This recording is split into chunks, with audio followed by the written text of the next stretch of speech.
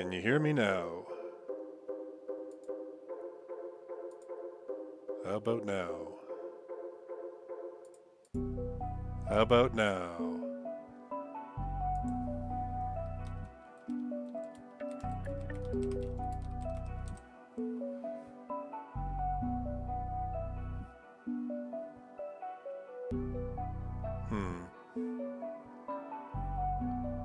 Can you hear me now?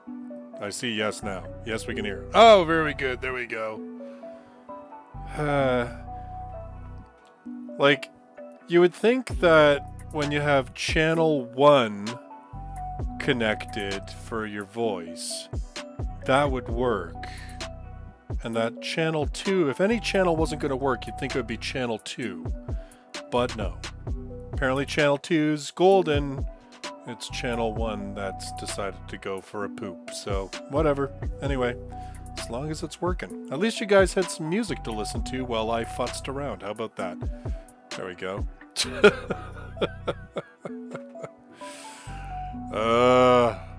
You know.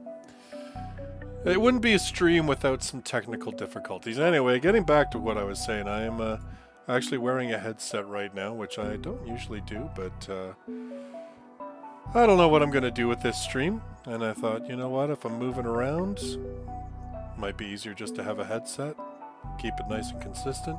That way I don't move way back and with the microphone. And I don't know if you guys have noticed, but like I've got a new microphone that I've been using for the videos.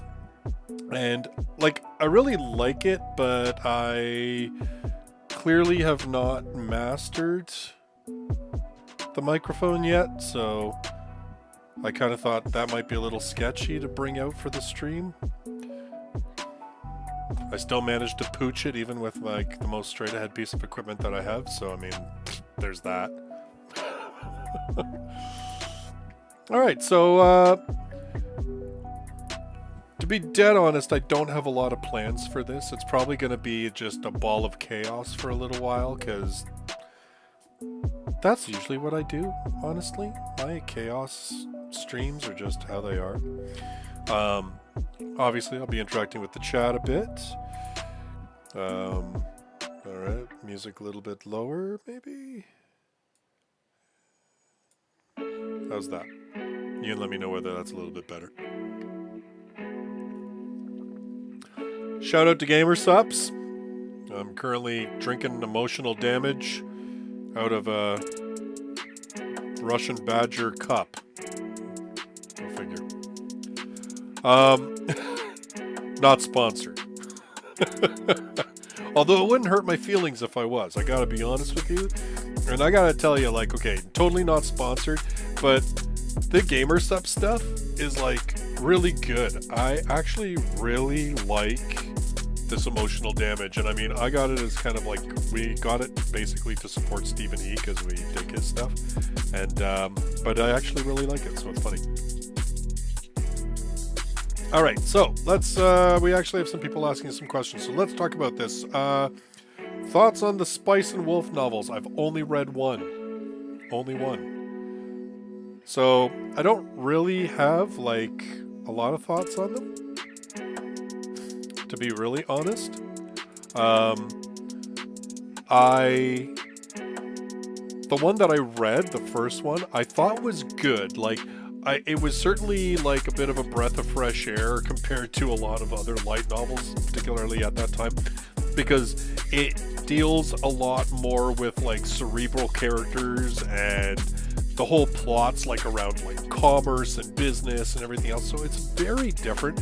And you know, you've got characters that are more mature and actually adults and dealing with life. So I you know, it's one of those series though, like I'll be honest, as much as I respect it for what it is, it didn't grab me, and like I didn't go like, oh, I really have to read more of this, but totally respect what they were going with on it. Do I watch anime now like Bleach or Jujutsu Kaisen? And what are my thoughts on Bleach if I watch it? Okay, so I'm gonna be really brutally honest. I watched Bleach when it was like first out. Like first run Bleach. The one that like, was the main battle with Aizen with like 8,000 filler arcs in there. And I really dug Bleach, and I still dig Bleach as like a concept. Um, so, hold on a second. I think, we're gonna do, being told the music's a little bit loud, so you know what we're gonna do? We're probably just gonna turn the music off for now, until I can figure that out. We'll just turn the music off a bit. There we go. There we go. We'll just turn it off for now. Someday I'll get my collective crap together and actually make this work. All right, so original Bleach, really dug it. I mean, like again, yes, it suffered, I think, from what a lot of anime in that era did, which, it was getting pumped out. They overshot the manga, so they would constantly have to like throw out this like filler stuff to fill the gaps. Battles took like 4 and 5 episodes a piece, but still, like the world in it, the characters, the actual like Bankai and all that kind of stuff, man, I thought it was great. I really liked it. Uh, I have not really been watching Thousand Year War. The family has been, and they have been quite enjoying it. I wonder if part of that, I mean, aside from just the fact that Bleach is obviously a proven moneymaker, and I think that it looks to me in the little bit that I've seen of it, it looks like the production values are a little bit higher, but maybe that's just anime in general nowadays. But um, it, I think maybe it's also helping that that arc is done, like it's the end arc, so it's not like they have to try and stretch it out or filler or whatever because they're waiting to see what the manga ends up doing. Um, so I don't know. Like I probably should watch it because, like I said, I did like Bleach originally. I have not watched any of Jujutsu Kaisen um, for no particular reason. I just haven't watched it. In fact, I'd like to be brutally honest. I haven't really watched a lot of anime recently. I seem to spend most of my time either reading, watching YouTube, or doing YouTube related stuff outside, of course, the typical life stuff where, you know, I'm just doing typical life stuff, right? Working, trying to be a father, trying to be a somewhat good husband. Not always doing great at all of it, but, better than some, not as good as others. But hey, doing what we can. Um, no, I have not read Campfire Cooking in Another World. Um, there's like a lot of light novels that I have not read any of. Because I'll be honest with you, like, I took a year and a half basically off of YouTube. Like, I just dropped off the face of the earth for a year and a half as far as YouTube was concerned. And I kind of needed to, and it wasn't like, I mean, it was for a number of reasons. One of which is that I had started like a new position in my workplace a couple of months before, and I was just overwhelmed trying to learn new things, and my head was just full of all sorts of stuff. And I wouldn't even say that's gotten substantially better now, but it's just like I kind of miss doing YouTube stuff, and so I kind of found my way back to it. But in that, like, like, even before I dropped off of YouTube, like, I did not read a single light novel for almost 2 years. Uh, the light novels that I've reviewed so far on this channel, like since I came back, are the first one that I've read in that whole time. Um, and I'm trying to be a little bit more selective this time around, right? Like, I mean, I say that, and then I, read ones with like dragons and junk, but, but I have to be a little bit more selective. Is kind of where I'm getting at. So there's probably going to be a whack ton of things that I'm not actually going to be able to read. Mirage, Oh my God, Mirage, you actually made it to a live stream. Look at you. Like, my God, man, what time is it where you are right now? Are you just waking up, or have you been awake for a long time?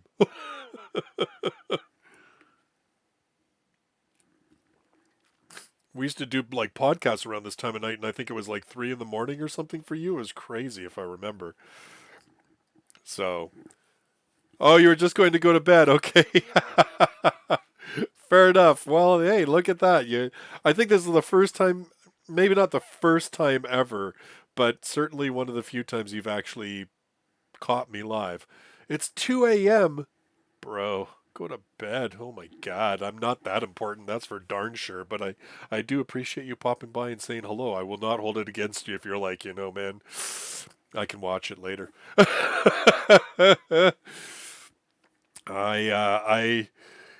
I know, like, and that probably means you're off, right? You're probably not working tomorrow. I mean, I guess that's the upside, but I've gotten to that point in my life where officially, like, I cannot, like, the late night functioning just is not very good. I, yeah, I used to be a real night owl. I used to be like when I first started YouTube, and I mean, like the light novel part of my YouTube journey, that was like 7, 8 years ago now. And I used to be up until like 1 o'clock in the morning, 1:30 in the morning doing stuff. Like I would do the family thing, and then everybody else would go to bed, and I would stay up until ridiculous hours doing stuff. And I just cannot do that anymore. Like I'm pretty much doing most of my recording now, maybe like squeeze a video in like between finishing work and eating dinner or something, or like on a weekend. Cause man, I am just wow, just yeah. Uh, Stubborn, no, you're reading classics. Look at you. Yeah, no, I hear you. Yeah, like I think that's the thing, eh? Like I think Bleach it's a good point with Bleach. Like and I think it's in general we all kind of have that thing as fandom, right? Like we become fans of a thing, we love it, we really enjoy it. We consider it somewhat like formative, but then life changes, and you're just as much as there's that like part of you that always values it's just not on your front burner anymore. Like I remember when you love that Stephen King's a classic. Well, okay, Stephen King's not a classic, but he's reading Jules Verne. Like, come on. Well, I mean, like some of Stephen King's stuff would be considered classic now. My God, it's like 40 years old or older. Jesus.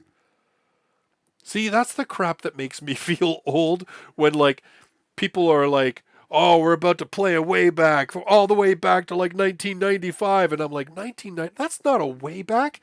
And then I realized that's almost 30 years ago. That's a way back. Damn. Crap. Like, yeah, but I mean, there are definitely Stephen King stuff that would be like Firestarter, Carrie. That's classics. Oh my God. Jesus. Anyway though, I was gonna say like most anime series are not so long that they last longer than a life segment. Well, I mean, fair. Like, yeah, Jesus. Well, yeah, and yes, you're right. Like 2 decades in a gaming, it was retro. But I mean, like, I I kind of feel like there's also a segment of it's the medium. You know what I mean? Like when you consider what games were like 20 years ago compared to what games are like now, yeah, like you kind of do have to call them retro. Like my God, games have exploded in terms of the way that they've moved and advanced. Like it's crazy. But yeah, like sometimes you just can't go back to the stuff that you really loved, or it just doesn't hit the same way. Like I remember I loved Evangelion, okay? And like Evangelion I will still say is probably one of my favorite anime series. But what's really funny is that when it came out on Netflix and become really easy to watch, because that was like the first time in ages it was actually easy to watch, I only watched like the first couple episodes and I like tapped out. I didn't even rewatch it. I have not even watched the fourth film yet, the fourth rebuild film yet. Like, Jesus, Jesus. Uh, yeah, Mass Effect. 15 years old. Oh, Jesus. Really?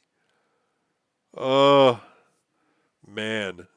And it's better than Starf. I haven't played Starfield. You know what? Honestly, so my gaming in the last couple years has basically consisted of Destiny, a mobile game on my phone, which is just like a puzzle game that just like I mindlessly fiddle with. Um, and recently I have attempted to play, and I really emphasize attempted. I attempted to play Bloodborne, and I want to play some more of Bloodborne because I love the aesthetic of Bloodborne. But man, I really suck at it. Like, like it. I mean, my son keeps saying to me, he's like, "You cannot button mash your way through this game," and I'm like, "I like you can't." I said, "Okay, I get it," and he's like, kind of give me crap, and I deserve it because I'm not really listening to him. I'm just keep on mashing those damn buttons, like, come on. But at the same time, like, I sit there going, dude, this is 40 years of gaming instinct. I can't just turn it off. You know what I mean? Like, mash the damn buttons. So, like, that's just where it is. But yeah, I really also Warframe. Shout out to Warframe. Actually, I went this year. So this is the stories of my life, right? Got to treat Bloodborne like an NES game. Yeah, yeah, I know it's a Dark Souls high skill level game. Yeah, yeah. I probably should have started with something really like so much like lower level. Um, but anyway, I like so funny story. So and again, we're just chatting shit here right now. But like, man, I was like playing Warframe like crazy, and I played Warframe when it first came out for a couple of years. I was really into Warframe. Then I was like not playing Warframe. I didn't really play games much at all for a while, and then I went back to it and I was playing it, and then they actually the game is made here in Canada in a town called London, Ontario, and it's really not like ridiculously far from where I live, and so they every like year, other than of course the pandemic, they have what they call TennoCon, which is this 1 day event. They like have the makers of the game do like panels and stuff, and it's so I was like, I'm gonna go to this thing. It's not expensive, it's not far. I mean, where the hell else am I gonna go and actually see like game developers and everything else? And so I bought tickets for it. I'm all hyped for it. And then like life kind of happens. I started doing some more work here on the channel again, so I got a little bit distracted, and I didn't play Warframe. And so like my spouse looks at me and they're like, why are you even going to this thing anymore? And I'm like, listen, like I've spent the money, I can't get it refunded. Cons have crappy refund policies. And I'm like, and you know what? The hell with it. It's something to do, and like where else and when else am I going to get a chance to go to like some sort of like gaming convention type thing? And so I went to it, and it was actually really cool. Like it kind of blew my mind that this little company in London, Ontario, that makes a game that is free actually can manage all of this stuff. Like it's wild, man. Um, Grind the materials needed. Yeah, like that is the thing about Warframe, right? Like it is a grindy game. Obviously, and here's the thing, like knowing it's a small studio and it's actually and here's the thing, like this is what I love the story about Warframe because basically this studio was doing like bit work on other studios games, and they were basically at a point where they were make or break, right? And so they decided to make their own IP, Warframe. It was the game that they had envisioned making, but they never been able to sort of put together. And they were like, we're going to just dump everything into this game. And this is like the Hail Mary. Like it either works or we go out of business and everybody's going to get fired. And they couldn't find anybody to actually release it for them.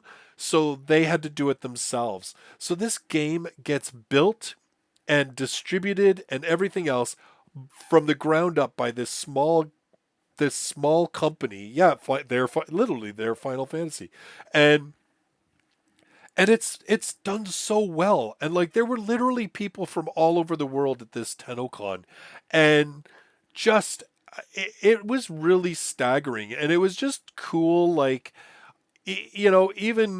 even if I was nowhere near the rabid and knowledgeable level of fandom as the other people at this thing, it was just so cool to be somewhere where you were like, man, you could feel the love and inspiration and dedication that this team had for this IP, and that they're so driven to make sure that the game is as good as it can be and everything else. And so, yeah, there's a mad grind for Warframe, which is kind of a drag. But at the same time, I understand that part of the reason that exists is to kind of incentivize people buying stuff instead of grinding for it.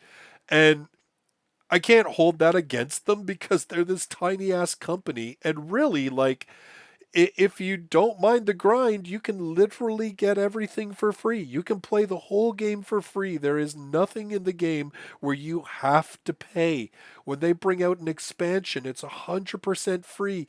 And unlike Bungie with Destiny, because that's another game that I've invested crap tons of hours in. Unlike them, they don't sit there and lock away all the old stuff and be like, well, we just don't want to.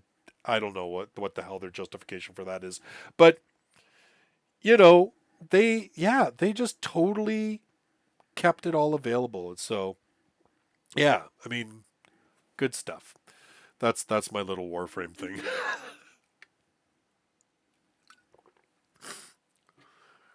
I have not played Baldur's Gate 3, and I probably won't because it looks like it would be a major time suck. Um, all right. So, few other things. One of the things that I want to get into with these live streams. So let's talk about J Novel Club's light novel contest. Because I don't think I have not live streamed since that was announced. I, I I haven't said anything really about it, I don't think. Like I think the last live stream I did, when was the last live stream that I did? I don't even remember anymore. It was literally Let's Talk Isekai 5 months ago. Oh my god. Wow. Okay. Yeah. So hell a long time ago. So yeah, I haven't talked about this light novel contest at all. Um, I haven't really said much about it. Um, so let's talk a little bit about it, like, because I have to say, like, you know, I so I wrote a four novel series called The Bleeding Worlds, and if you've been on the channel for a bit, you probably are aware of that. If you watch my end screens, you've probably seen the link to the books because, you know, Daddy's got to pimp the thing that he made. Like, that's just how it is. But um, so I saw this contest and I was like, man, I should write something for this. And again, like, well, I shouldn't say that that was my initial thought. My initial thought was, huh, that's funny. I pitched that idea to Sam years ago. But that was my first thought. But but that aside, um, but yeah, I have come to think that like I should write something for it, and I will not disclose all my ideas because I don't trust the internet. Um, but I got to get working on it. See, this is why I am a slow writer, and I don't know if anybody else there is a writer that's watching right now. Maybe I'm going to be speaking to whoever's watching this after the fact. But like as when with me, I get an idea and I work it in my head for so long, and half the time I end up convincing myself not to write it. Like, I don't know if that makes sense, but like I think out things in my head and I think about all the different things that I want to do with it and all this kind of stuff, and then all of a sudden, like, I hit a wall and I'm like, I just can't think of anything else to do with this idea, and then I'm like, well, the idea must be crap, so I'm just going to leave it alone and not do it. And so one of the things that I would like to do here on the channel, because I've always talked about, oh, I'm a writer, and you can hardly call yourself a writer when you're no longer writing. I mean, it's one thing to say I was a writer. Um, it's one thing to say that you were a writer, but to call yourself currently a writer when you're not currently writing is, you know, probably a little bit of a stretch. So I got to get writing. And one of the things that I want to do with some streams is to literally just kind of hang out and do some writing while I'm hanging out. And, maybe talk about stuff that I have found out, some ideas that I have found. Because here's the thing, you see a lot of people online, especially on YouTube, that they're like, their whole channel is writing advice, and then you look into it and they've never published a book, or they've published maybe one book and they did it themselves, self-publishing. And don't get me wrong, I'm not slagging on self-publishing because that's what I did with the Bleeding Worlds. But I just think to myself about the amount of work and studying and everything else that I put into that stuff, and I would still not consider myself really one to know enough to give like advice like I'm teaching. You know what I mean? Like, if somebody said to me, "Hey, Justice, like, what do you think about this?" I'd be like, "Well, this is my experience. Like, this is what I think. This is something you could do or whatever." But I'd never be like, "This is how you're a writer," because man, I don't friggin' know. I don't know enough. I mean, if I ever got to the point where I actually made enough money that I was living off my writing, then maybe I'd feel like I had enough like knowledge to actually say, "Hey, this is how you're a writer." Like, because right now I don't know. So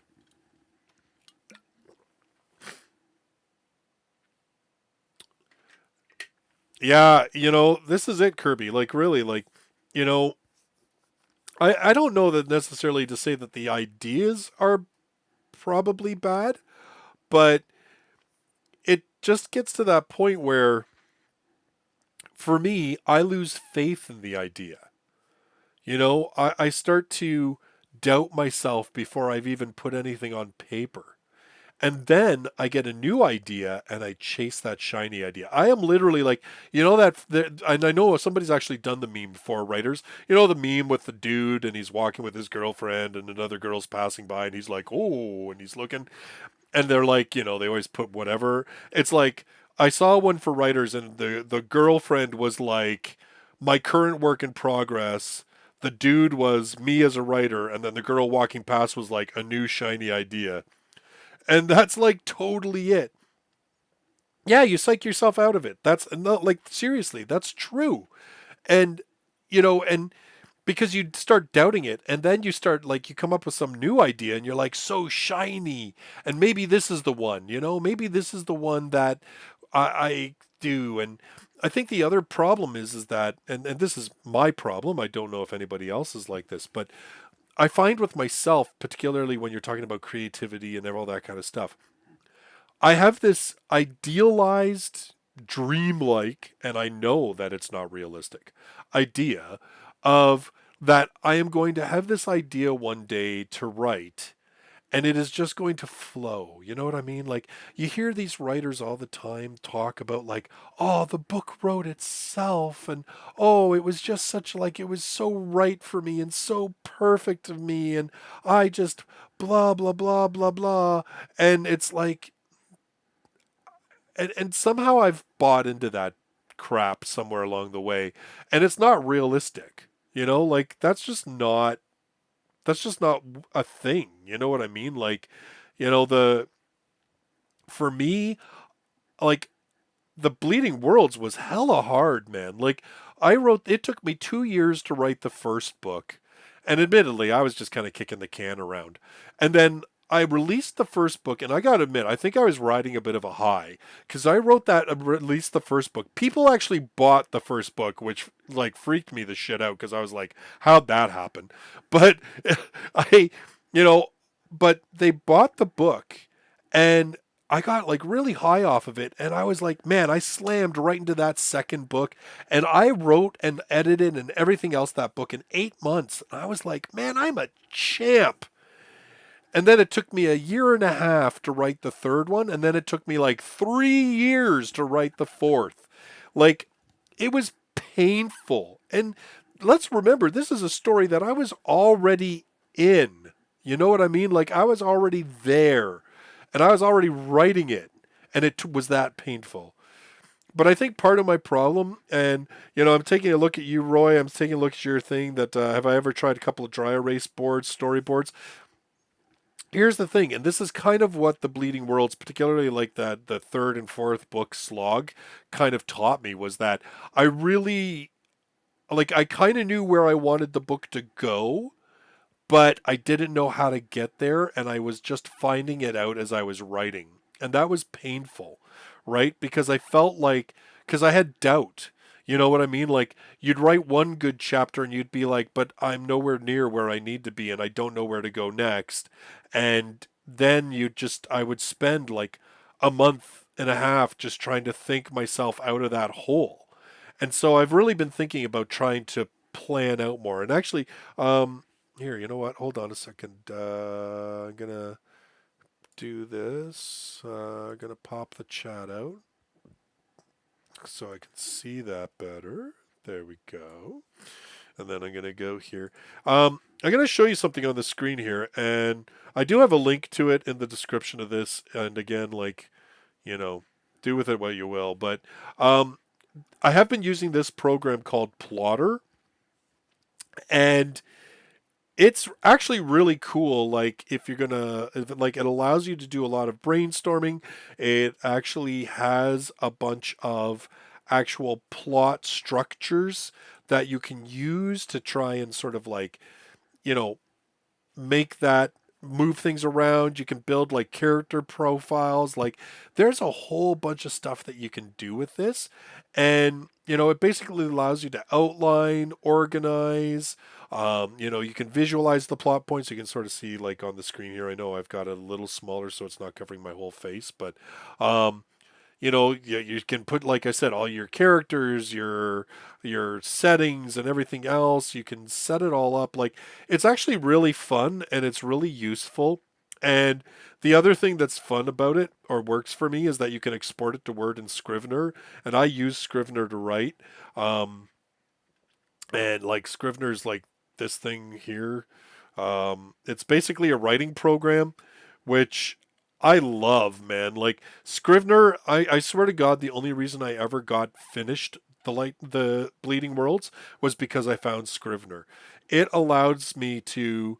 It's not as visual as Plottr, but and it doesn't have as much stuff baked into it in terms of like existing plot structures and everything else that you can sort of use as a skeleton to build on. But each chapter is organized into its own like compartment. You can move things around. You can actually visualize things on like a corkboard type style. You can have an area where you have all your characters and notes and research and everything else.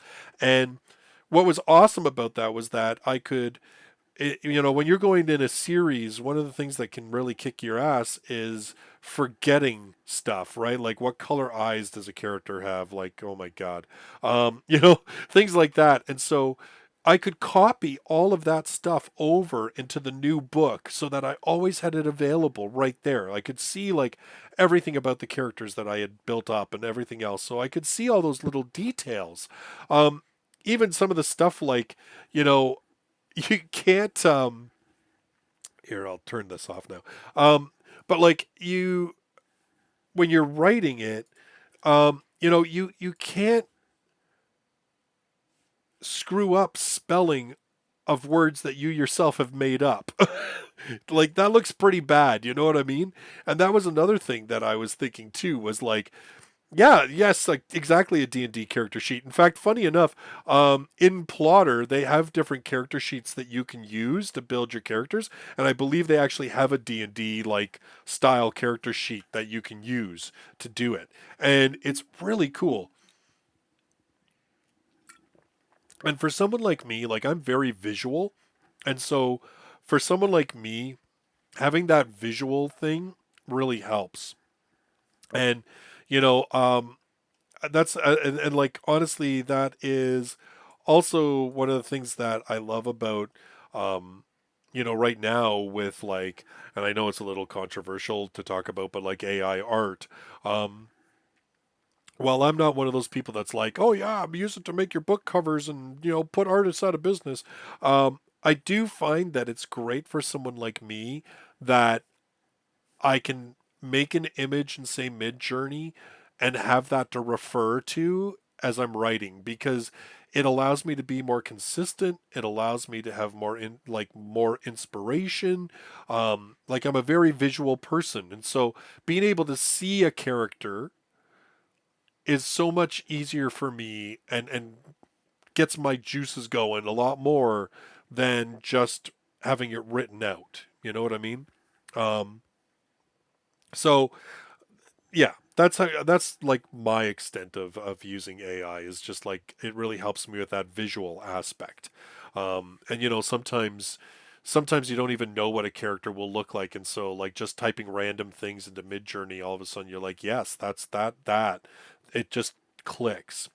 Anyway, so long story short, I've kind of gotten off on a tangent a little bit about how I write, but um, the whole idea is then we're going to be I'm going to be working on a light novel for the J Novel Club contest, and I have an idea, and I've worked out at least the first couple chapters. I need to brainstorm like hell for the remaining ones. I already know how it ends too, which is really helpful. Super helpful actually if you know sort of how the book is going to end. Um, but yeah, like good luck, exactly. Like, cuz this is the thing I realized. So it's the middle of September. I have not written a word. October, November, December, January. I have like 4.5 months to do something that I have at my most record ever. It took me 8 months to do. um, the novel has to be at least 30,000 words long.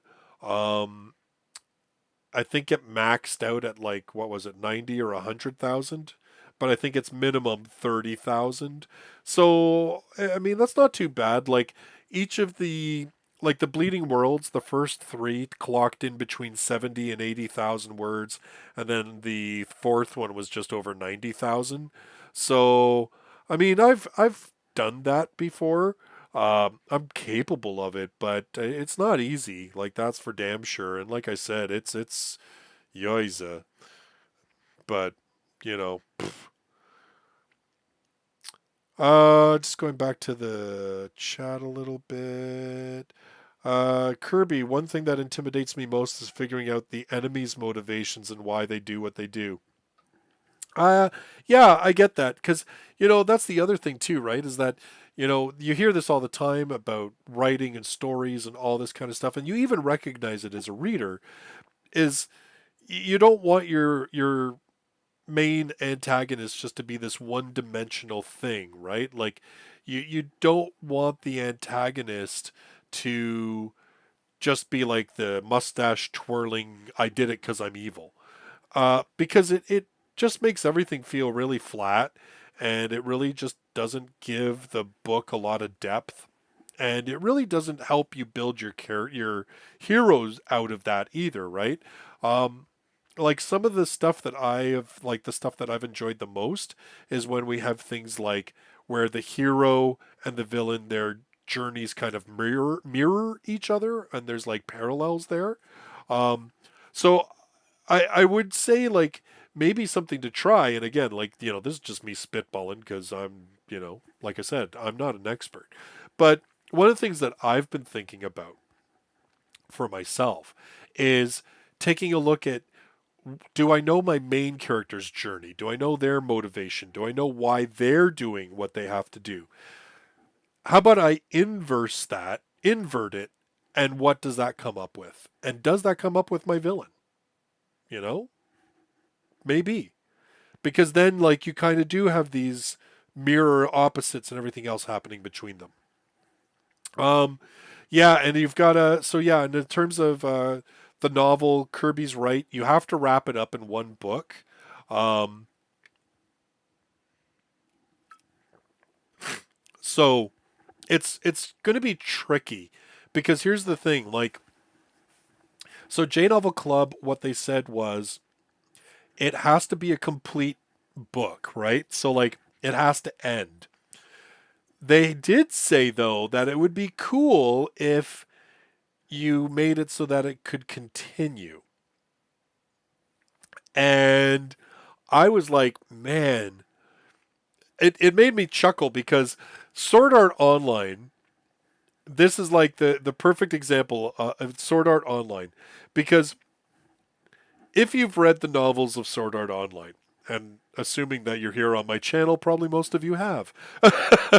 But Sword Art Online was a contest entry for a light novel contest. And Reiki Kawahara, the reason that that first book actually ends with Kirito waking up from Aincrad is because of this very reason. They had to have an ending. The book had to be a complete book. And then he, of course, didn't, he got disqualified because the book was too long. And so he decided just to continue the story on his own website as like a web blog. But he'd already ended the story. And so instead of, you know, scrapping it and just starting over and telling, like, doing what he's been doing with Sword Art Online Progressive, instead he was just like, I'll just, like, the book's done, so I'm just going to continue from wherever. And yeah, off he went. Like, oh my God. A lot of NaNoWriMo submissions. Yeah, maybe. Um, I have never accomplished NaNoWriMo. I've tried it a couple times. I actually one year got really close. Like I think I got to something like 43,000 words in the book. Um, so yeah, I got close, but I've never hit the 50,000. Yeah, like that's crazy. I mean, it's not completely undoable, but I really think that, again, it's one of these things like what I'm talking about, right? You got to have that plan. You've got to have it figured out beforehand. Like when you walk into November 1st, and this is not cheating, they're fine with this. I've been getting tons of emails from NaNoWriMo saying, like, oh, start your planning. Um, you got to plan that crap out. Like you got to have some stuff cracked in. You got to have like characters. You got to have like scenes. You got to have it sorted so that basically when it hits November 1st, you're just writing like hell. Um, I think that's the only way you can win. Either that, or you just really don't give two flying craps about whether the book makes sense or not, and you just write to write. But I can't do that.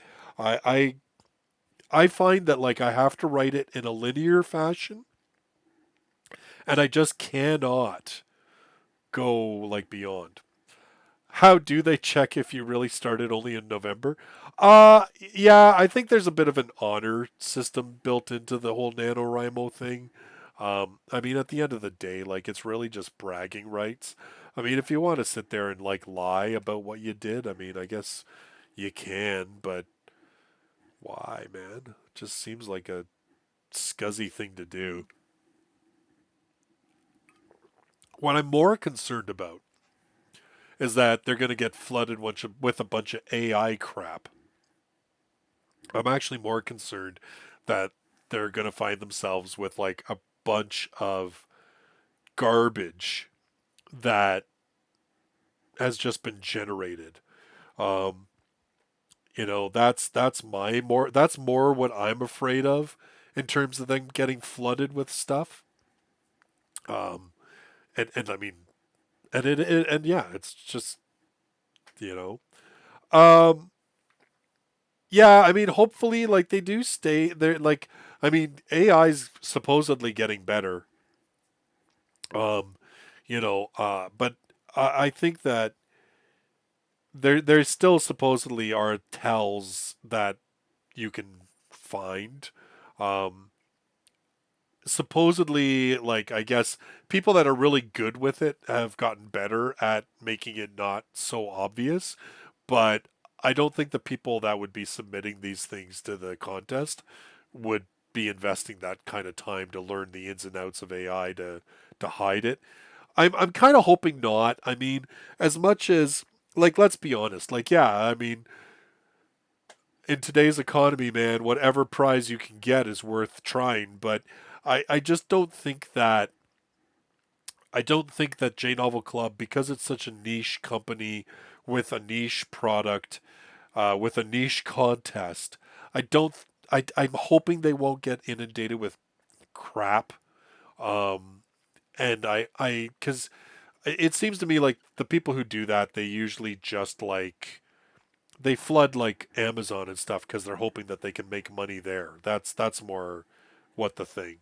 Um, oh, I'm sure they're going to run like a plagiarism run on the stuff. I mean, I don't know that AI necessarily plagiarizes explicitly.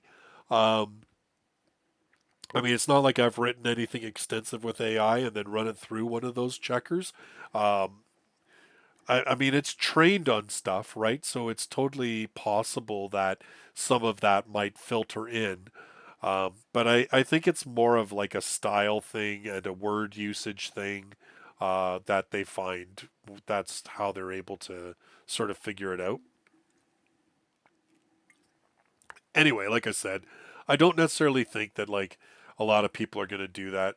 I think really that most people who use AI for that kind of stuff, they're just shoving it onto like the Google Play stores, the Amazon, all that kind of stuff because they just want to make a quick buck off of it, right?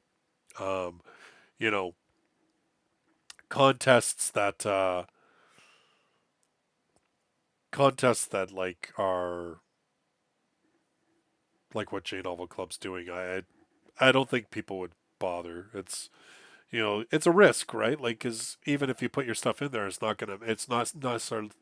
Oh my God, it's not necessarily going to make any money, right?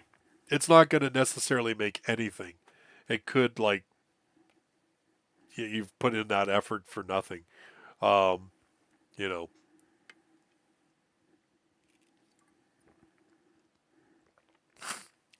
but yeah, it's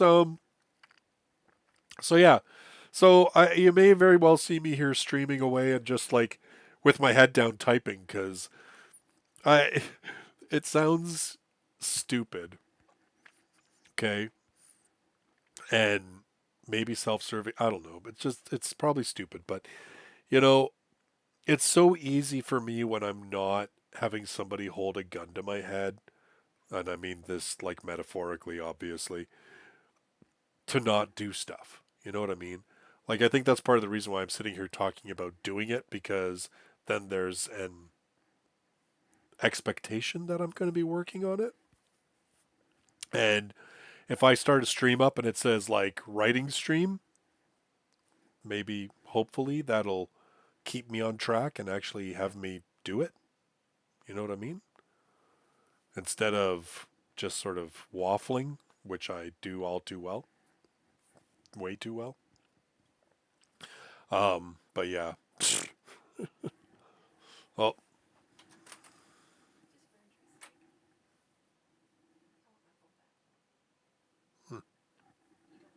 I I've been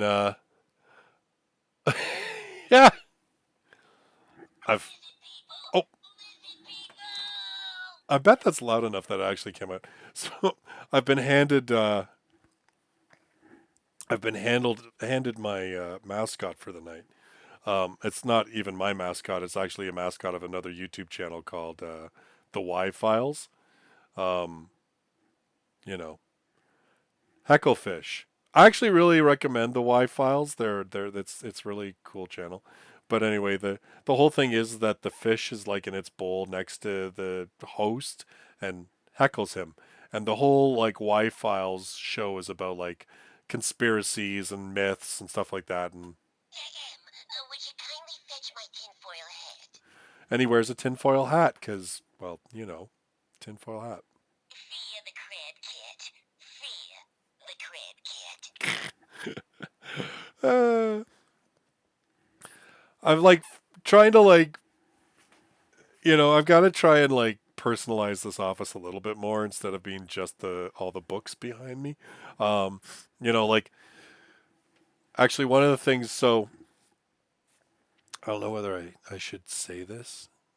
Um, so I said that I really love the aesthetic of Bloodborne. That's kind of what I'm going for with my idea. That's not really not giving anything away. It's just sort of telling you the style ish. I mean, be no different than if I said I was kind of a steampunk, but not that Bloodborne steampunk, but I'm just saying like in terms of genre and everything else. But so like I actually picked up like I was at Anime Toronto, which most of you probably know because you saw me post my big ass 2 hour frickin' panel. Um, and I picked up a Figma of the Bloodborne Hunter, and because inspiration, man. Because even if I suck at the game, like even if I'm awful at the game, I love how it looks. I love the character designs. I love the like aesthetic. Like, oh my god, I just. And then, I got the Nendoroid Sadako because come on, it's like Ringu, man, and she's freaking like it's cute. I've been told about the term spoopy. Spoopy. Yeah. And that is exactly what that is. It's spoopy.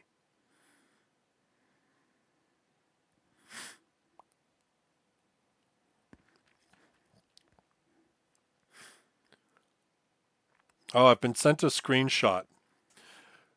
ChatGPT does not plagiarize content intentionally.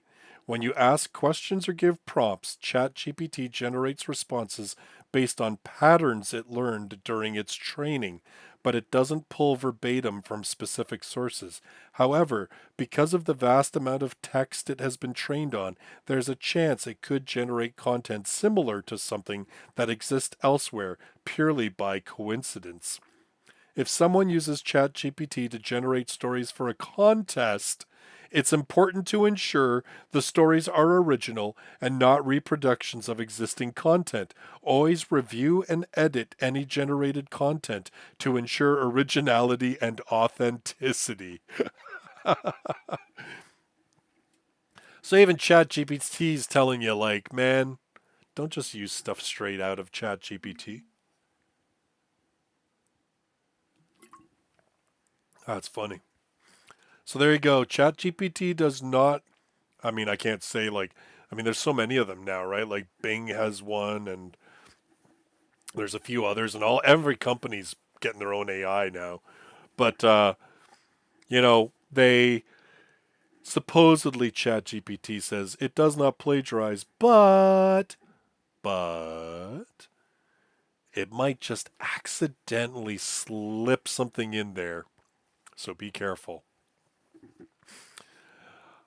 Yeah, I mean, yeah, I'm kind of surprised that they mentioned entering contests with it as well. Like, that's kind of sketchy as hell. Like, I mean, like, come on. It's almost like they're encouraging you to do it. Yeah, like, that's weird. That's weird. I don't know. And, like, I guess technically they're not promoting, but damn. Yes, Mirage. Infinite monkeys with infinite typewriters. Yes, exactly.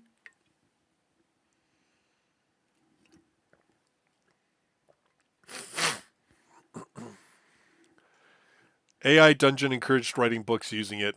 Yeah, I mean, I actually was thinking of playing with some AI Dungeon too, just for giggles.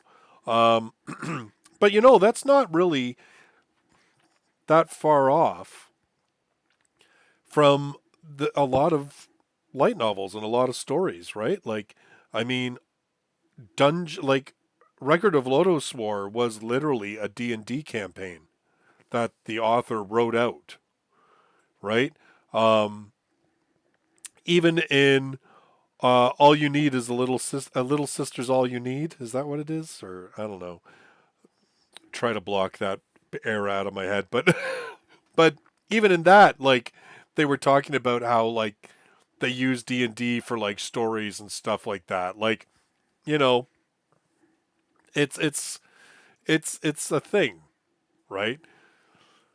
Yeah, you're right. There's probably a disclaimer. They have to have a disclaimer to edit things. They probably like they have to do something to encourage you to insert at least some originality into it, as opposed to just like laying around. You know.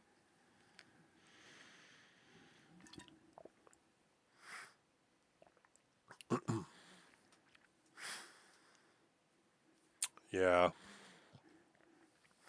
I mean, like really, if like I find AI very interesting, and like I said, I do make use of Mid Journey, but I just kind of feel like there's a lot. Like, I mean, you know how on YouTube you watch one friggin' video and it recommends 8,000 to you, right? Like, that's all you got to do. So I watched like I think two videos on Mid Journey, and suddenly I have like a million AI things. And of course, because I've also looked up videos on writing, I have seen there's a crap ton of videos on using AI to write books that you can then use to make money. So, yeah, it's out there, man. People are doing it. Like I said, they're prompting the crap out of ChatGPT, chucking it into an ebook and throwing it out. Phoenix Wright moment. I don't hold it against you. I was thinking the exact same thing. Well, I admit I was thinking it when you said objection. That's when it really got to me. But yeah, so I mean that's a thing. That's a thing. But anyway, I don't. As I said, I just kind of think the contest is niche enough. I don't think it'll get flooded with AI. The only thing that I can see happening, and I hope this isn't the case, but I could see either like somebody writing a book and then because they want to enter the contest, but then they decide to use ChatGPT to like put other entries in to try and boost their chances. I really hope that's not the case. Like, I honestly think that, if you want to win a contest, I hope to God, like, you actually want to win it on your own merits. If you don't, I mean, that's between you and whatever you believe in, but honestly, like, just stop. Do your own thing, you know? Um, but anyway. Oh God, yes, I know. Like, well, this is it, right? Like, I mean, this is the thing. I like this is exactly what I was talking about. So, like, I had that question when I did the panel on Isekai at Anime Toronto. I had the guy that asked me, like, what do you think AI is potentially going to have an influence, or like, what's going to be the end result of AI, right, on light novels? And I said, like, aside from the fact that we're going to see a whack ton of light novels come out with AI in it, you know, um, I figured the two things that are going to happen is so, first one, obviously, yes, you're just going to have a whack ton of like light novels that talk about AI. And B, I can see that particularly because light novels, a lot of them come out of web novels, right? And the thing about web novels, so it's like everything, like content, like here on YouTube, web novels, wherever. content has to keep flowing, right? I mean, as an example, I take a year and a half off of YouTube. Like, I get demonetized. None of my videos, like, I've got people, even though I've been posting again fairly regularly, like, at least once or more a week, um, I still have people showing up on a video and being like, oh, I'm so happy to see you back. And like making it sound like they have no idea that I've had already like a bunch of videos, which means clearly that even if they're subscribed to me, YouTube isn't pushing my videos out to them. And it's all because I haven't been posting, right? It's, and again, like, some people talk about that, like, oh, YouTube's punishing me or stuff like that. And I mean, even I'll say that. I'll be like, yep, YouTube's punishing me. But the reality is that it's an algorithm. It's just a computer. It doesn't give a crap about you. But the thing about the algorithm is that it is based on trying to make sure that people will watch more. And so for the algorithm, if it has to decide to shoot like a light novel video, let's say, if it's going to choose between the dude who has posted consistently for the last, say, 5 years and the dude that used to post consistently but then disappeared for a year and a half, it's going to push the guy that's been posting consistently because it figures that if you subscribe to him, he's going to keep posting and you're going to keep watching his stuff, which keeps you on YouTube, which keeps them making money because of ad revenue. That's just how it works. And again, it's not you know, it's not like some nefarious scheme. It's not some like, agenda or anything like that. It's just numbers. It's just a computer that doesn't give a crap. Anyway, my point being, web novels are the same, right? If you want your stuff showing up on that front page of Soyetsu, of Wattpad, of any of these things, you got to post. You got to keep posting. And if you want to keep posting, you have to do one of two things, right? You got to pump that content out yourself, or you have to find a way to get that content done for you. So, what do you do? Well, if you're a web novelist, you can pump now, like you can basically copy most of what you've written, put it into something like, say, Chat GPT, and say, please write me more stuff that's just like this.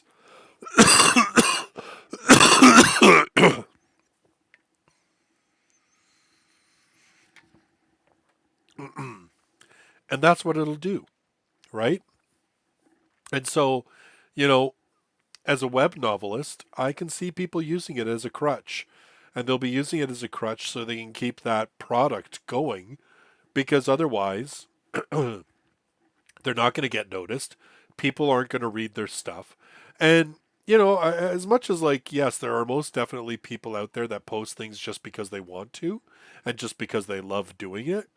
There's a hell of a lot of people that are doing it because they hope they're going to get a deal, right?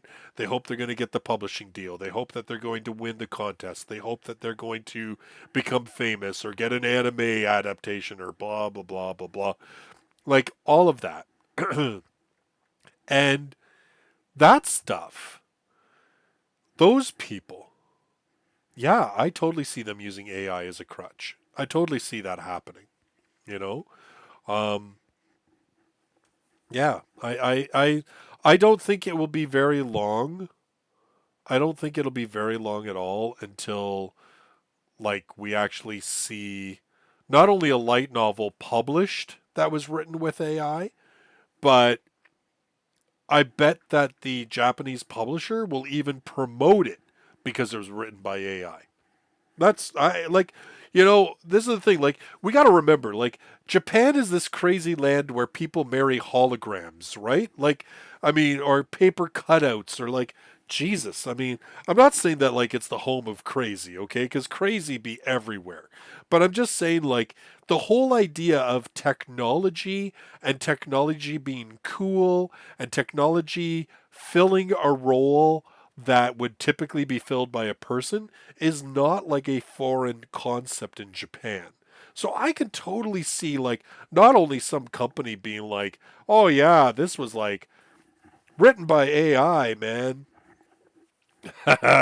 Oh, Mirage, we're not going to get into those politics, but I know what you're saying. Anyway, um, but I can totally see it. I can totally see them like, this is the first novel published by AI. Like, I mean, you think about it like friggin' Kadokawa, like how much money would they save if they just taught their own AI on all of the light novel content that they have published?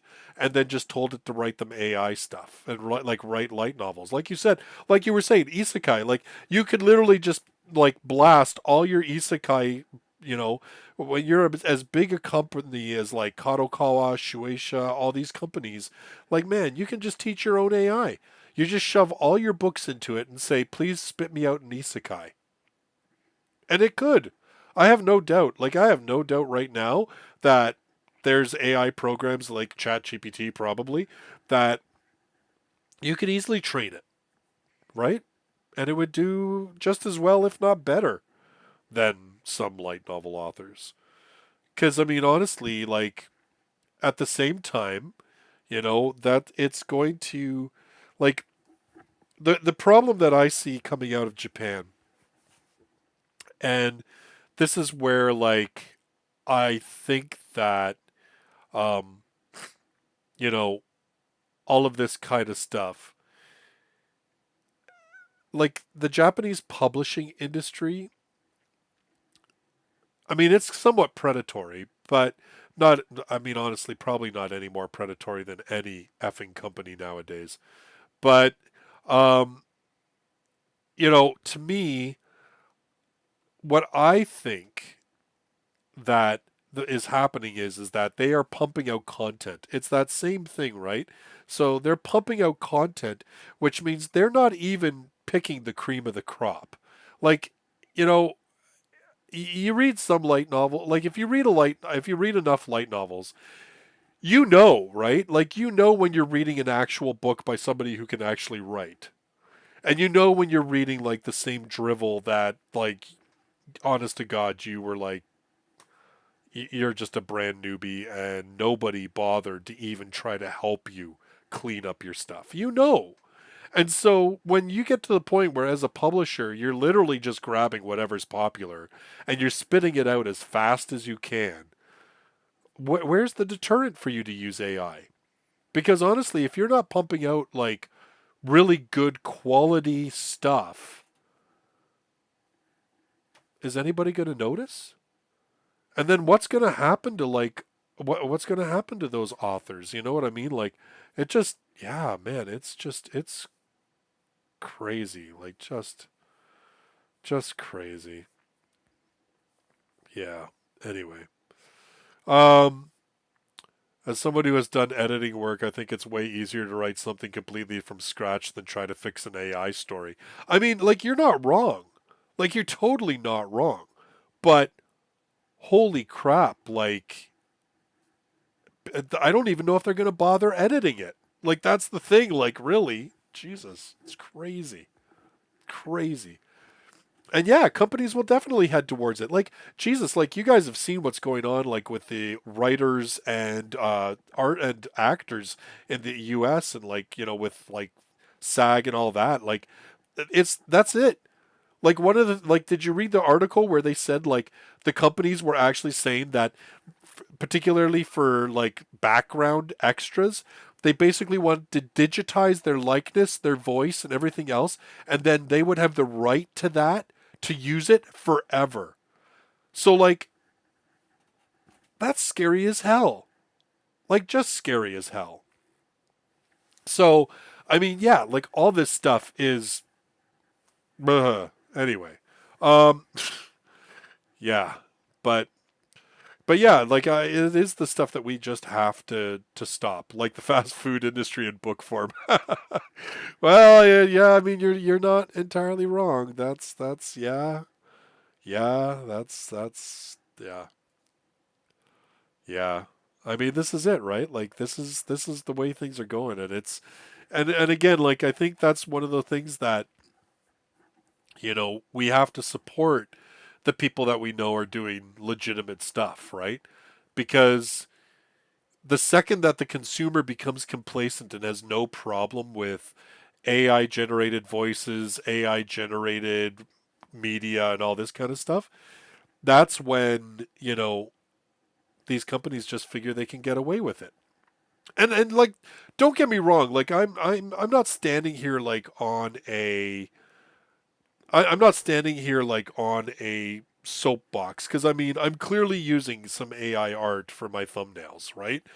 And because I'm broke, like honestly, if I could hire an artist, or I had like people saying, "Here's artwork, please use it," I'd use that anytime over AI art, anytime, because like I think that's great, and I love the work that artists do.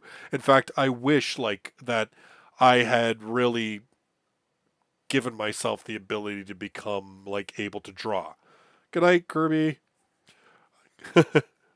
Oh, are you saying goodnight to Mirage? Like, I can't blame you, Mirage. Like, yeah, it's crazy. But I think, Kirby, you're still in my time zone, which means it's not too crazy late for you yet. But yeah, like, so don't get me wrong. I'm not like standing on some like soapbox here, but I'm just saying that, you know, when it comes to things like feature films, when it comes to things you know, where the money is there to produce the content with actual people. I think that's what we should be doing, and I think that that's what we should promote, and that's what we should support. Oh, I need a family artist. Damn, don't I? I seriously do. That would be awesome. Keep telling my kid that, oh, a fan artist. Well, I mean, I'd take a fan artist too, but like, man, it'd be great if like I kept telling my kid, I was like, learn to draw. I'll find you customers. Like, I'll be one of them. Just like, come on, help a brother out. Um, so yeah, I mean, like, this is it. So yeah, yeah, I know. Like, there's so much stuff. Like, yeah, I mean, uh, Doc M's is 77. Is a Minecrafter. Does crazy technical Minecraft stuff. Uh, all of his thumbnails are fan art that's been given to him, like he's been allowed to use. Um, I mean, I think that's an awesome way to do your thumbnails, and I think, and it's cool too because of course because they're fans, the thumbnail artwork is actually like current to what's happening in his videos because they're literally watching a video one week and then doing the fan art. It's really cool. Yeah, Doc M77. I was right. I was like, that's right. He's younger than I am. Damn it.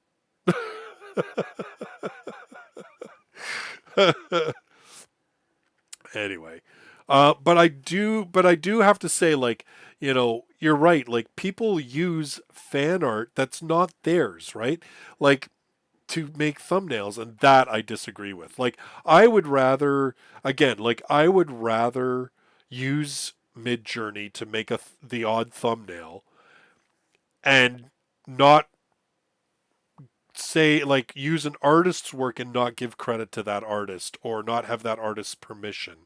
Um, it's yeah, that again, like I know it's a fine line because there, people are arguing that these art AIs have technically stolen the art by learning from it.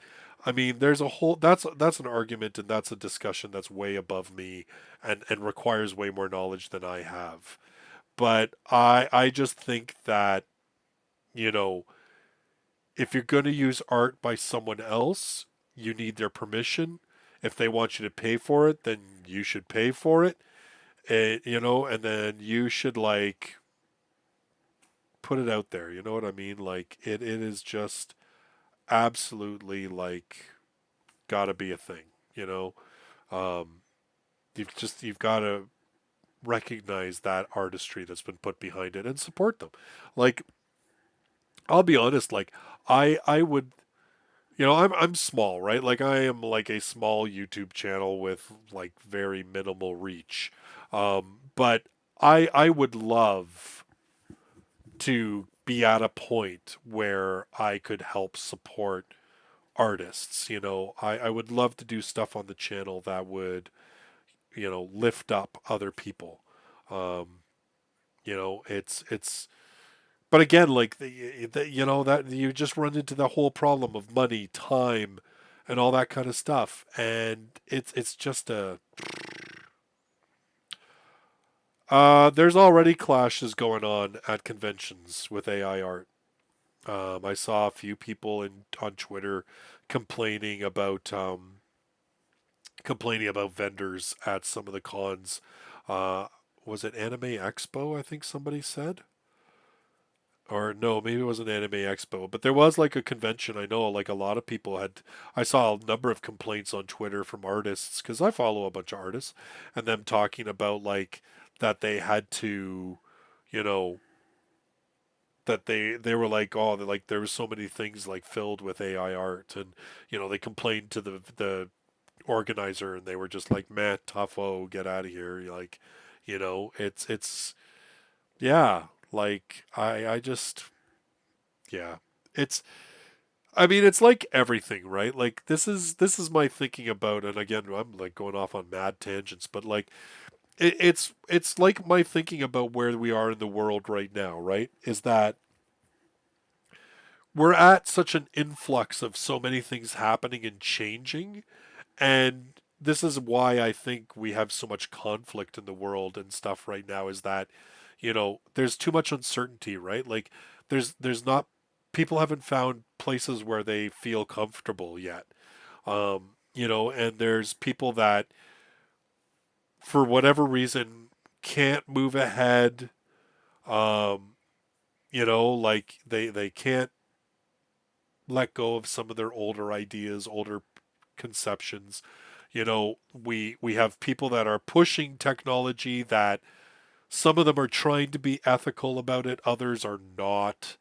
And because there is so much of this worship of the almighty dollar, you know, we just like, everybody's just pushing and they're all looking for a quick, easy, cheap way to do things, and it's sad. It's really sad. And yeah, and Kirby, you're right. Like, when you buy art, like at cons, I mean, I'll be honest. Like, I really looked at the artists, and I pretty much only bought from people that I knew were legitimate artists. You know what I mean? That like I could see their work online. I knew what they were doing and stuff like that. Like that's yeah. Like it's you know, and yeah. I mean that's and like really, and it's brutal that like because like something like Midjourney has gotten really good. Like it's crazy good. And I mean yeah, there's still stuff in it that you can tell, but man, like yeah, it's frightening. Like it just yeah, AI is crazy. And like I said, like some people are trying to keep it ethical, some people are not, and I don't know. I mean, as I said, for me, I think there's uses of AI that it's fun and that it's useful for inspiration and stuff like that. But at the end of the day, I I I really think that when you're going to do work that you really want honest to God art for, like that's where you know you go for a real artist. Like that's just what you got to do. Um, you know, yeah. Sometimes you just gotta monkey around with stuff, but it's okay to monkey around with. But I don't know. Like I kind of feel like the problem too is that right now society, the way the world is, all of us are pushed into a corner. Like I mean, as much as I can sit here and say like, oh, if I could avoid using Midjourney, I would. But at the same time, man, if I could literally figure out a way to use Midjourney to make an extra 1,000, 2,000 bucks a month, I probably would. Because you know, like who doesn't need that? Like who average person nowadays doesn't need that kind of money? You know what I mean?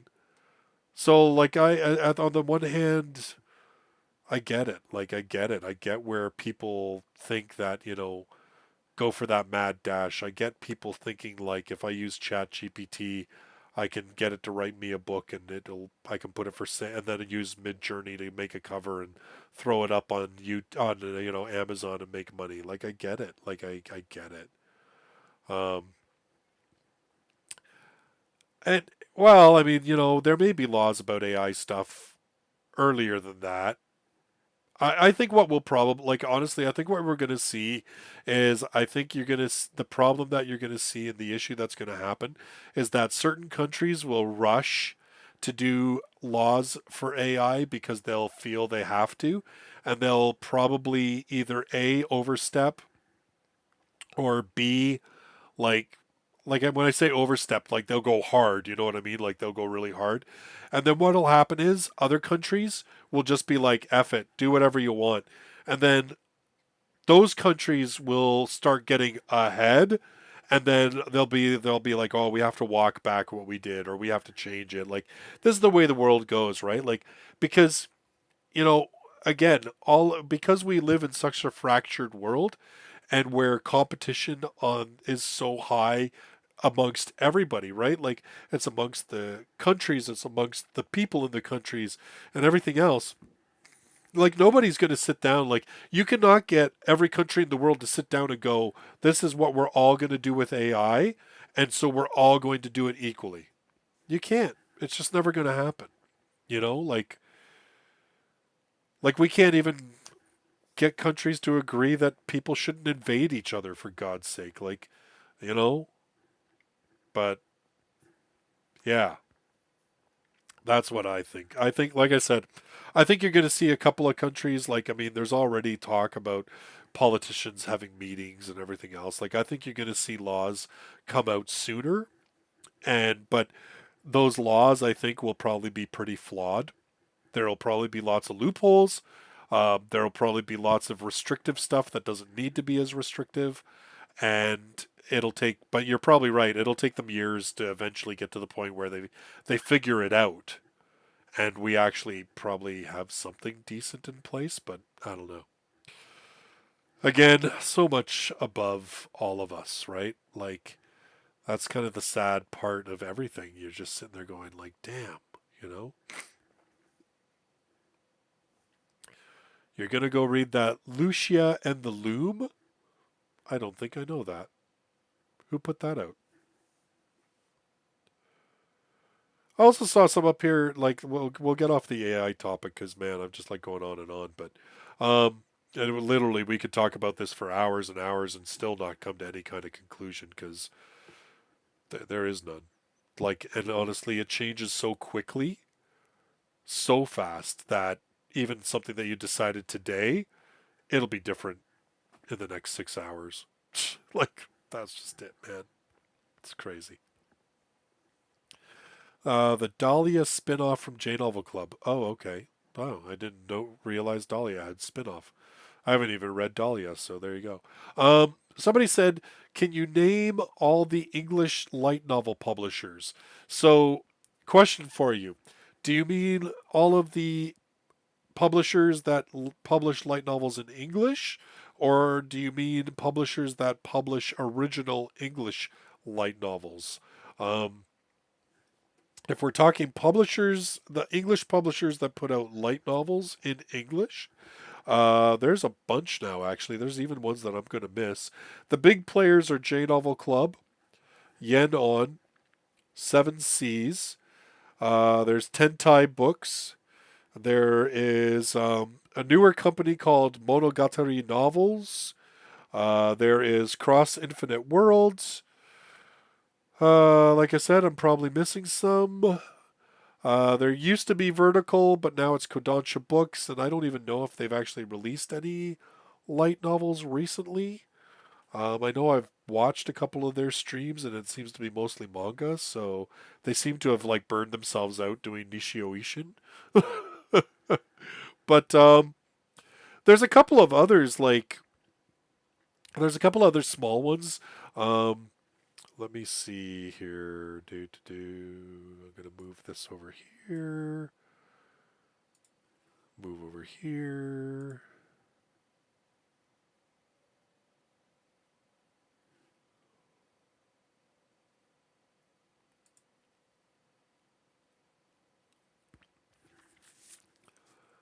Let me see here.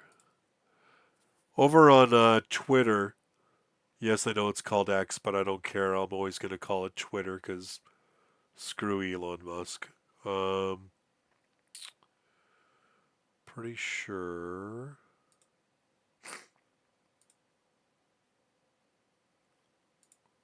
Come on, stupid thing. Okay, so let's see. Uh, there's an Aditio Publishing, Hanashi Media. Oh, the Hanashi Media. There you go. Square Enix manga and books. They do release some. One Piece books. I think, like, really, they're just releasing Shield Hero, and I think there's maybe one or two others that they do. Um, and I think that's pretty much most of the ones that I know of. So yeah, so Monogatari novels, Aditio Publishing, Hanashi Media, um, Kodansha Books, Square Enix Books, uh, Tentai Books, Yenon, Seven Seas, Cross Infinite World, and J Novel Club. I think that's pretty much it. I think probably.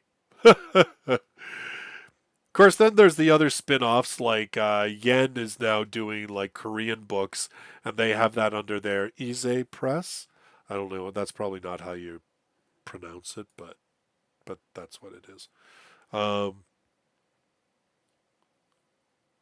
Manga Planet. Oh right, Manga Planet did some stuff. Yeah, but I don't think that like I don't know. I don't really consider that to be like consistent enough to really, you know what I mean? Like, yeah. Anyway, but it's a thing. So yeah, so those are all that I know of in terms of like light people that publish original English light novels. I don't know, man. There's I think what's his Vix Media Vix Books or Vix Club or something, but I don't know. Really, nobody's dedicated to original English light novels. I am curious whether this competition of J Novel Club is going to lead to that, but but nothing official is there yet. Nothing official is there yet. So, oh, you've been reading Discworld? Nice, nice. Tom Brady Patriots nostalgia books. Wow. Yeah. I mean, like I said, I've been slow on the light novel uptake recently. I mean, I think the thing is that there's just we kind of have gotten to that point where a lot of light novels feel very much the same. And am I frozen?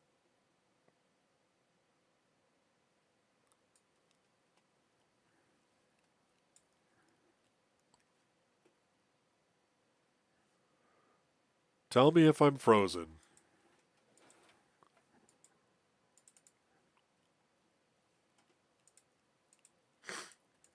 Uh oh. Uh oh. Houston, we have a problem.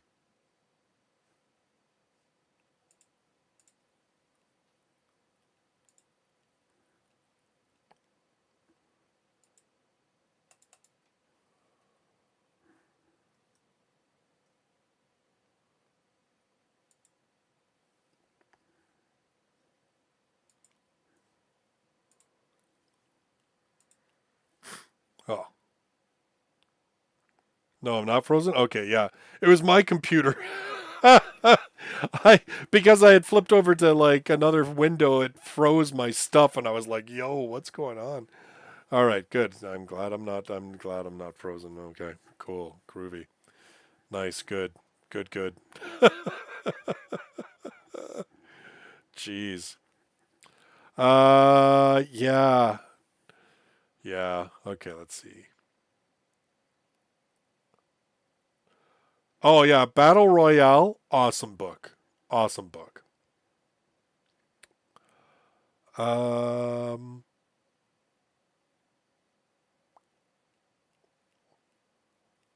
oh really? Kodansha put in that many? Ooh. Wow, I'm very behind. They must have licensed those while I was taking a break. So, meh. Oh well.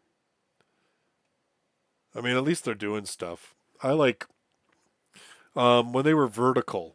I had a pretty good relationship with them, and one in particular, like their one of their media people in particular, they were really nice to work with. Actually, they were really cool. Um, so yeah, I really enjoyed working with them. So I'm glad they're doing some more books. I'm glad they're still cooking along. So yeah, yeah. So yeah, I've read the Tunnel to Summer, The Exit of Goodbyes. I've got to review that. I'll probably shoot that review tomorrow and put that out this week. Then I know the vote on the roll for reading is coming up, so I'll be doing that one for Friday, whatever comes out of that. Uh, you know, so we'll get that stuff going. Next up, I'm probably reading. I don't know what I'm reading next. I got a couple. I got a couple of things I could read next. Um, yeah, I like Tunnel this summer. In fact, I'm really tempted to pick up their the other book that Seven Seas has out by them, and probably checking out the new one that they just announced. I like the author. I like what they're doing. That's pretty good stuff. So yeah, yeah.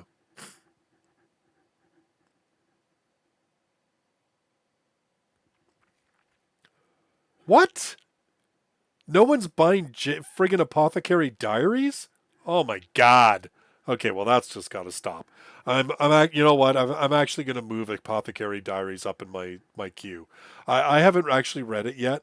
Um, so I know the anime is coming out in October.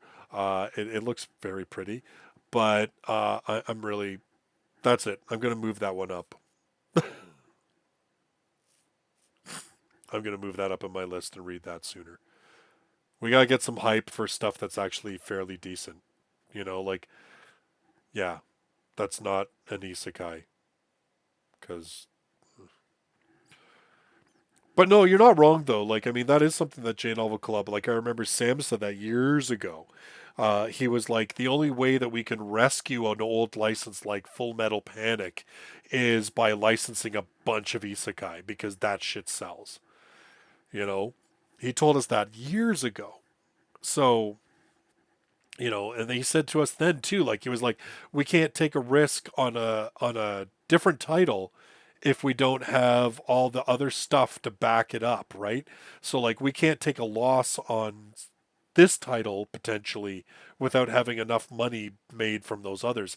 And like I remember hearing that something about like that's like the publishing industry in general that it's something like 10% of books basically carry the whole industry and they take a loss on almost everything else like I mean I'm pulling a number out of my butt but I specifically remember reading it and going like that's bonkers but they were basically like so much of their profit hinges on such a small section of the books, and it seems to be that way even in like the manga light novel categories as well. That you know, absolutely the stuff that like is not quite as popular. The only reason it survives is because of the stuff that's you know, like I said, like the millionth isekai that you've read. We need to buy all the weird stuff. Yes. Yes. You know what? Kirby, I'm gonna steal that. That's gonna become the channel's slogan. We need to buy the weird stuff. I'm putting that shit on a shirt. Like I could. That should be my mission from now on. I am just gonna read the weird shit and talk about it, and I'm gonna be like, buy the weird stuff. Buy the weird stuff. I have found my raison d'etre just tonight.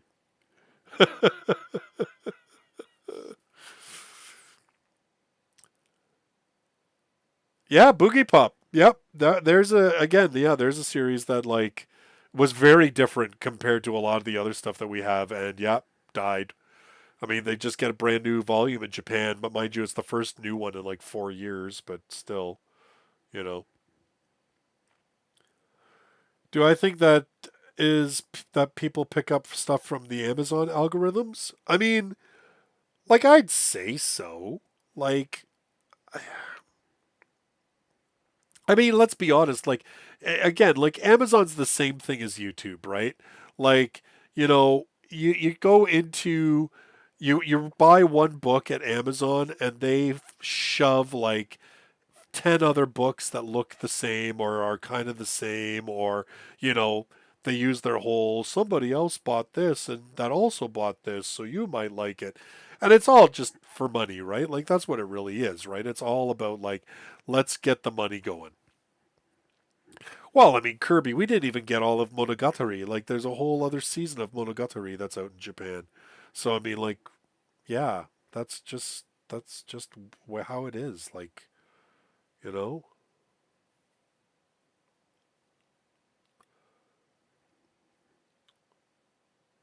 of a weird day at college, someone came and scattered their novel all across campus.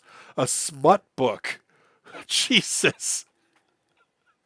I mean, like, if you could afford it, like, that would be one way of doing things to market yourself. Like, what the hell?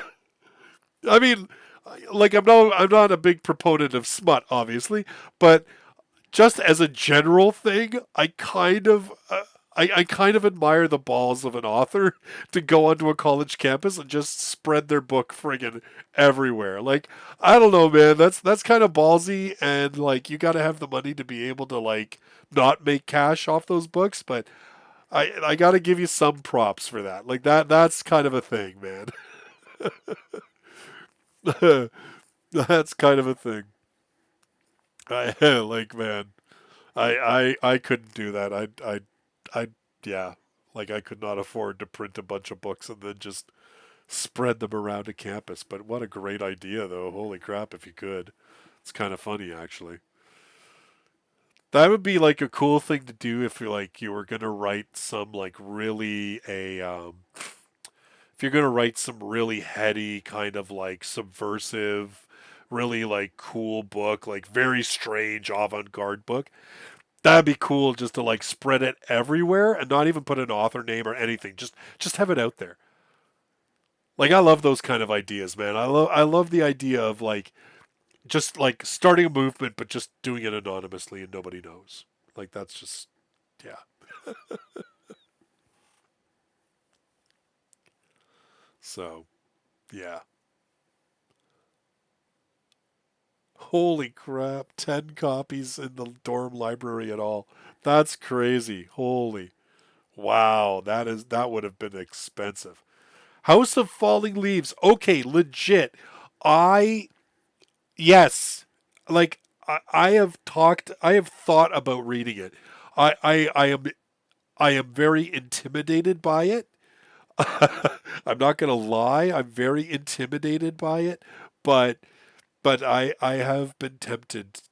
I've been tempted. But as far as I know though, like that would have to be one that you'd buy physically because I don't think it would translate as well digitally. So, good night, Kirby. I'm actually probably going to be like signing off shortly too cuz holy cow, it's been an hour and 41 minutes. Look at that. Crazy. Crazy. So, um So yeah, just to so yeah, we'll probably I'll probably just start closing this down because I've been talking for a long time, and honestly, I want to do more streams. Like it's just kind of fun to be able just to sit here and not have anything really planned and interact and see how people are and say hey. Um, so yeah. Um, Funny thing that I realized today. So I have like a mechanical keyboard for my computer for my desktop. But for years, I used to write on a laptop on a Mac, and I actually have like this Logic keyboard that I got for use with my iPad. I actually like writing on this better than I do on my mechanical keyboard. I don't know what kind of heathen that makes me, but I don't know. I just feel like my fingers trip on mechanical keys. I like these like little nubby keys that I could just hammer away at. Anyway, just a weird tangent that I had that was sitting in front of me, but but anyway. Dune is actually really good. I have only read the first book, but yeah, Dune was pretty cool. There's a whole bunch of stuff, man. Yeah,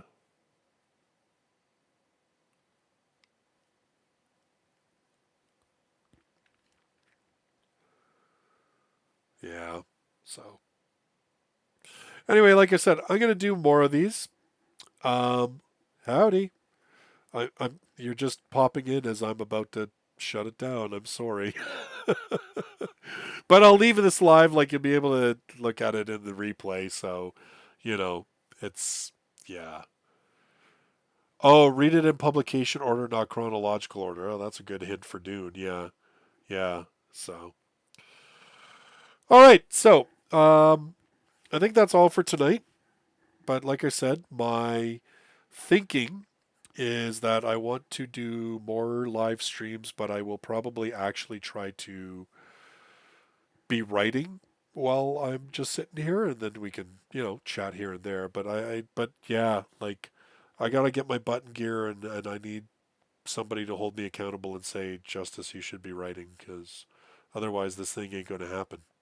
And again, you know what? It's not the end of the world. Like if I don't get into the J Novel Club contest, it wouldn't be like the end of everything. But it'd be nice to do just because, like I said, it was funny because we floated the idea to Sam years ago.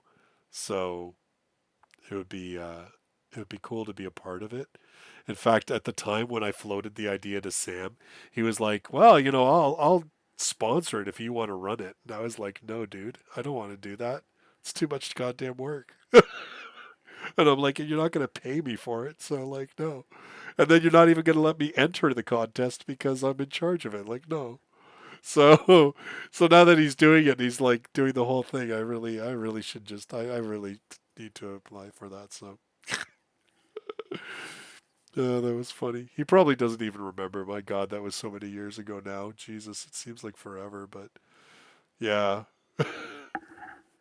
Anyway, one of those like off, off, off podcast mic discussions. But anyway, yeah, fighting. Yeah, been watching lots of Korean shows. I love that fighting.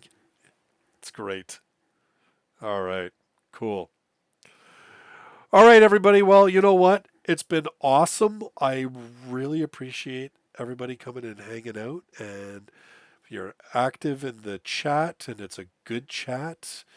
No monkey business going on in the chat. I love that.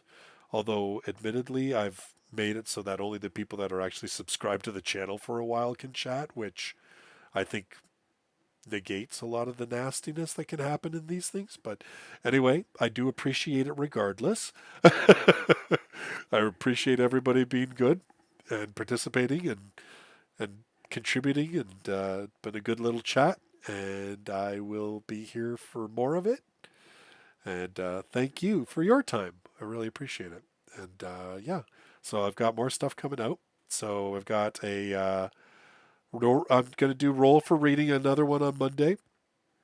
And you know, maybe we'll talk a little bit about roll for reading next time. You can let me know what you think, and then yeah, we'll go from there. and see how things go. So, thank you all very much. You have a wonderful night. Stay safe. Yeah, a light novel support group. Yeah, we need a support group, but not just to write light novels. We need a support group just to like find our way through the woods and find the good stuff. Anyway, all right. Bye bye for now, everybody. Have a good night. Stay safe. Be good. Talk to you later. Bye bye.